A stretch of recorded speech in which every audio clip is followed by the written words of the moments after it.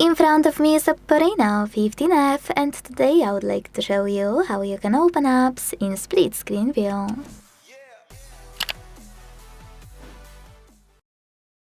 Begin by selecting an app you want to use in this view and launching it in the background.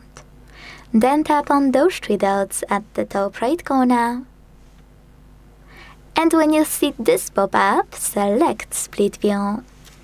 Then tap on the second app and enjoy using both at once. Now, if you want to resize them, hold this line in the middle and drag it. You can also use the same one to drag one of your apps all the way up or all the way down. Then tap on Home button to close the remaining one. If you want to exit split screen even faster, you can go back into the background and swipe it like you would any other app.